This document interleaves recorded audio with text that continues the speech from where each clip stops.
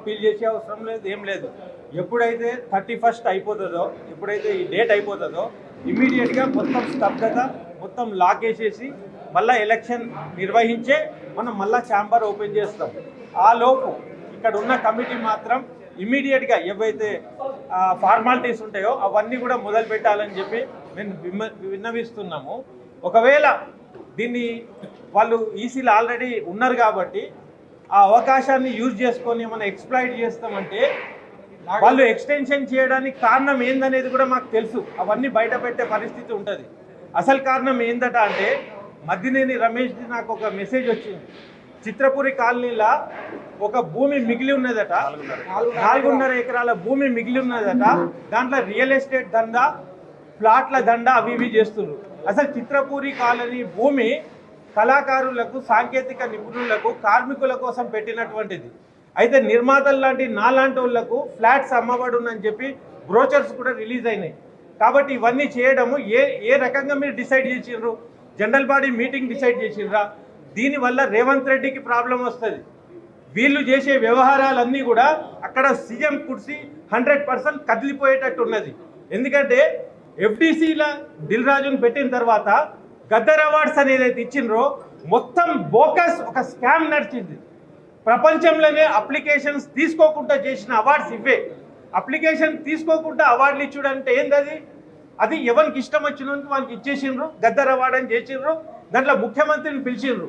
ముఖ్యమంత్రికి టీడీపీలో ఉన్నప్పుడు కొంతమందితో పరిచయాలు ఉండొచ్చు గాక, కానీ ఆయనకు కూడా రూల్స్ తెలివై ఇండస్ట్రీ.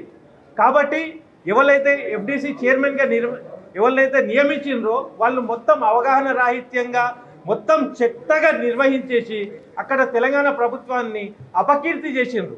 అట్లాంటప్పుడు ఉన్న ఛాంబర్ ఈసీ సభ్యులు ఈ ఎక్స్టెన్షన్ మీద పెట్టిన దృష్టి, ఈ గద్దర్ అవార్డ్స్ తప్పు జరిగింది, ఎన్నో అర్హత కలిగిన సినిమాలకు, కార్మికులకు, కళాకారులకు మోసం జరిగిందని చెప్పి ఛాంబర్ ఒక్క లెటర్ అన్న రాసిందా?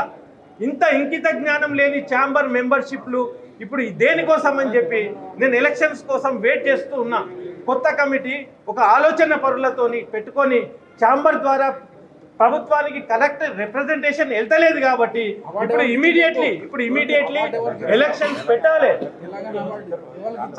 కాబట్టి ఇప్పుడు ఇక్కడ ఏంటంటే జ్యూరీ కమిటీలలో కూడా మురళీమోహన్ని తర్వాత ఎవరు జయసుధని పెట్టిండ్రు. వాళ్ళు ఏమన్నా బుద్ధిజీవుల, ఆలోచన పరుల? వాళ్ళు జస్ట్ ఒక ఆర్టిస్టులు. ఒక సినిమాకు కాస్టింగ్ వేసినట్టు వేసిర్రు. అదే తర్వాత అవార్డేమో గద్దర్ అవార్డు. సినిమాలు ఎవరికి ఇచ్చిర్రు? ఒక మత కల్లోలాలు సృష్టించే బీజేపీ సినిమాకి ఇస్తారా? అది కూడా కాంగ్రెస్ లౌకికవాదం అని చెప్పి. ఆ తర్వాత పుష్ప లాంటి సినిమా వాళ్ళ రెగ్యులేషన్స్ నెంబర్ 2లోనే అది అనర్హత. ఎందుకంటే ఇల్లీగల్ సినిమాలను అవార్డులకు తీసుకోరని ఉన్నది. అది కమర్షియల్ సినిమా. దానికి వీళ్ళు ఈ తగ్గేదేలే అని ఇచ్చుడు. ఆ మీటింగ్లో సీఎం సమక్షంలోనే అట్లాంటి డైలాగులు చెప్పినప్పుడు నరకుడు అన్నప్పుడు ఇట్లాంటి మెసేజ్లు ప్రభుత్వమే పబ్లిక్ ఇస్తుందా? పోరగాళ్ళందరూ కూడా నరకుడు అని మొదలు పెడితే ఎట్లా? అయితే అవార్డుల పేర్ల కాడ నుంచి అవార్డులు ఇచ్చే ప్రోగ్రాం వరకు మొత్తం వేస్ట్ అయిపోయింది. ఇట్లాంటప్పుడు ఛాంబర్ ఒక్క లెటర్ అన్న రాసిందా? ఛాంబర్ ఖండించిందా? ప్రభుత్వానికి సూచన ఇచ్చిందా? ఇదన్నీ ఇయ్యనప్పుడు ఈ ఛాంబర్ ఉండేం లాభం? తర్వాత ప్రతిసారి ఓట్లేస్తున్నాం, కమిటీలు వేస్తున్నాం. ఇన్నేళ్ల నుంచి 20 ఏళ్ల నుంచి ఏ సమస్య సాల్వ్ అయింది? ఇక్కడ ఒక్క సమస్య సాల్వ్ కాలే.